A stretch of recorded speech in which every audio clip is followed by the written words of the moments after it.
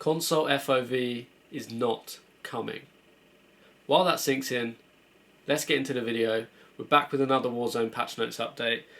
It's not a very big update, not a lot of changes, but with Season 2 just around the corner, it's still good to see that Raven are pledging on, or pushing on with the pledge that they made to give more iterative and performance-based updates. So let's get into them and have a look at it. We will talk more about console FOV after.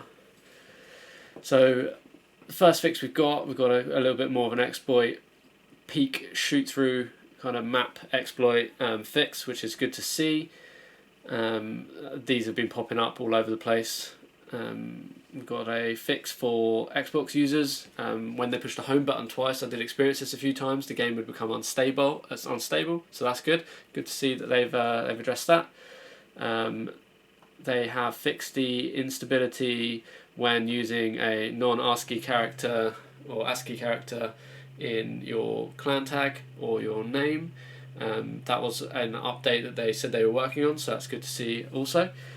Fixed an issue with menu flickering, fixed an issue with respawn buyback. So when you respawned after a buyback, if you had things like a throwing knife with a blueprint, you would come back with your perks and parts of your original loadout. So they fixed that, which is really nice to see also. Additional placeholder images in various store bundles and previews and purchases. Don't care too much about that. Live matches crashing. Hopefully we see a bit more stability around that. Players falling into a bottomless pit of despair when attempting to take a dip in the pool. I mean, I like that they've tried to bring a bit of humour into the dire situation that is Caldera, but yeah, also good to see fixed.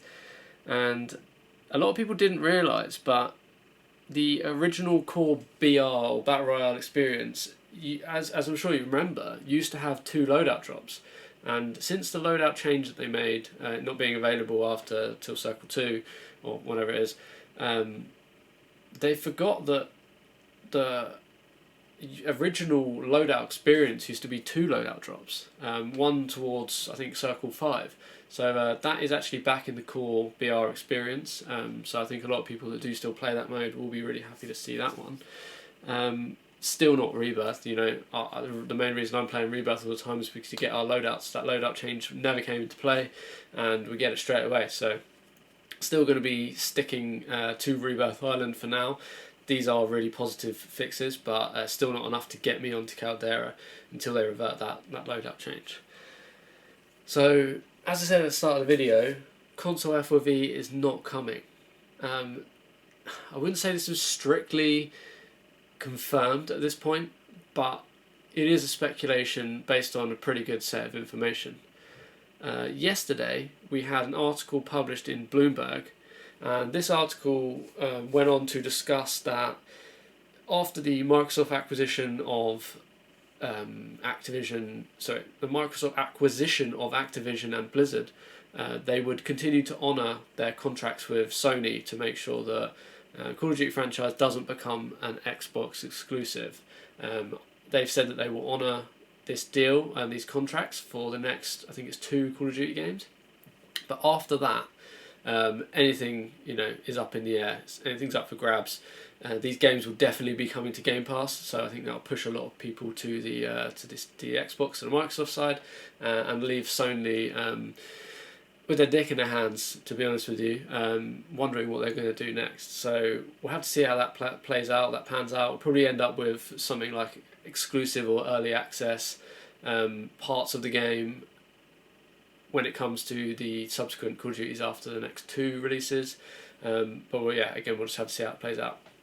Back to Warzone, they did also confirm that Warzone 2 is in the works, and what this essentially means is they are rewriting Warzone from scratch.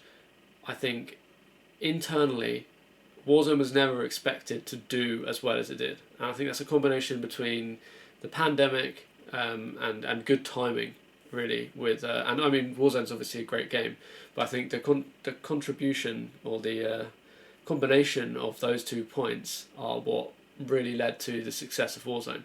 Therefore, the code base, and from a development perspective, was never designed to last this long. It was never designed to be integrated with Black Ops Cold War, let alone Vanguard. So what it says is they are starting again from scratch. This is likely to coincide with the release of Modern Warfare 2022, which is scheduled for, I believe, the end of the year. It's around October time.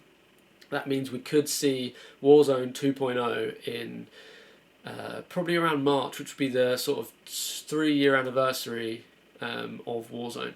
So that would probably come with a fresh set of weapons. All the blueprints would be vaulted, all of the weapons and skins would be vaulted, and we'd get a brand new set integrated with Modern Warfare 2 or Modern Warfare 2022, and that way we would see pretty much a complete rewrite. And my feelings are that this will be when we get a console FOV. As you know, Warzone was never intended or was never built for next-gen consoles. So it's likely that Warzone 2 will be only for next-gen consoles and above, i.e. PC. So we might see a loss of compatibility for PlayStation 4 and Xbox One. We'll see how that pans out. With that, I believe they will have enough horsepower to be able to build out something like FOV and the extra demand on the hardware, and you know, inevitably unpicking some of that spaghetti code that they had left in there from all these 3 integrations. So really excited to see that. I think I kind of had this thought when I realised that Caldera was going to be released on the original Modern Warfare 2019 client for console. Pretty much knew FOV was dead in the water. We don't have too much longer to wait, but I think it is frustrating for a lot of players.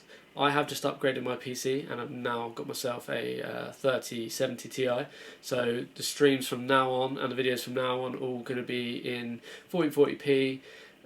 All the recordings are 1440p, and I'm looking forward to getting stuck into that. So if you haven't already, please do subscribe. Don't miss out on the new higher quality streams. Drop a like on the video if you found it useful. Let me know in the comments what your thoughts are on the FOV slider, whether you think you can wait or whether you think you'll be playing other games. Hopefully it's not too painful for the remaining console players out there, and hopefully I'll see you in the next one. Peace.